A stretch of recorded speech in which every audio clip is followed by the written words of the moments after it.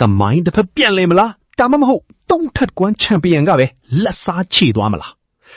လာမယ့်မေ15မှာတကဘာလုံးကစောင့်ကြည့်နေတဲ့ heavyweight မကြည့်ပွဲကြီး Lumpini Stadium မှာပြန်လာတော့မယ်လက်ရှိချန်ပီယံအိုမာကိန်းနဲ့ weight တန်း3ခုမှာပရင်တဆူဖြစ်ခဲ့တဲ့အနာတိုလီမာလီခင်တို့ရဲ့ဒုတိယအကြိမ်ထိတ်တိုက်တွေ့ဆုံမှုမှာဘသူကအသာရမလဲပြီးခဲ့တဲ့2024နိုဝင်ဘာမှာ MMA လောကကိုအံ့အားသင့်စေခဲ့တဲ့အဖြစ်အပျက်တစ်ခုရှိခဲ့ပါတယ်အဲ့ဒါကတော့14ပွဲဆက်အလဲထိုးနိုင်ပွဲနဲ့အတူ middleweight light heavyweight နဲ့ heavyweight ဆိုတဲ့ weight တန်း3ခုလုံးမှာ3ထပ်ကွမ်းချန်ပီယံဖြစ်ထားတဲ့အနာတိုလီမာလီခင်ကိုအိုမာကင်းကအနိုင်ယူပြီးခါပတ်တစ်ခုကိုလူယူခဲ့တာပါ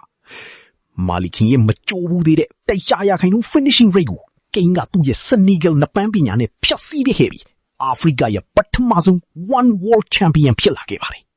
ဒီမကြေပွဲက2025နိုဝင်ဘာမှာဖြစ်လာရမှာပါဒါပေမဲ့ဦးမာကိန်းက UAE မှာကားအက်ဆီဒန့်ဆိုးရွားကြုံခဲ့ရလို့ပွဲနှုတ်ထွက်ခဲ့ရပါတယ်အခု6လအကြာမှသူပြန်လာနိုင်ခဲ့တာဖြစ်လို့ဒါဟာကိန်းအတွက်ဒဏ်ရာကနေပြန်လာတဲ့ comeback fight လည်းဖြစ်ပါတယ်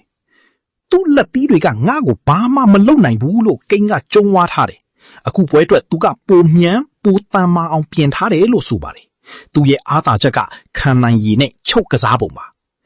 သူ့ဘဝရဲ့ပထမဆုံးရှုံးပွဲကိုကြုံခဲ့ရတဲ့3ထပ်ကွမ်းချန်ပီယံမာလီခင်ကတော့ဒီတစ်ခါမှသူ့ရဲ့မူလ wrestling စနစ်ကိုပြန်သွားမယ်လို့ပြောထားတယ်ပထမချီမာတင်အလဲထိုးမယ်လို့လည်းကြွေးကြော်ထားတာကြောင့်အရင်ပွဲထက်ပိုပြီးရက်ဆက်တဲ့မာလီခင်ကိုမြင်ရဖို့ရှိနေပါတယ်မာလီခင်ကအစောကြီးကေကိုရှာမှာလား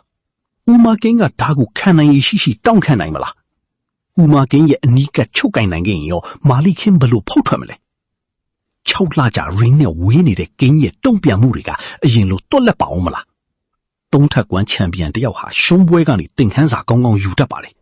ဒီတစ်ခါမှာတော့မာလီခင်ကအမှားနည်းနည်းနဲ့ကင်းရဲ့ body ကိုဖိအားပေးပြီးကစားလာနိုင်ပါတယ်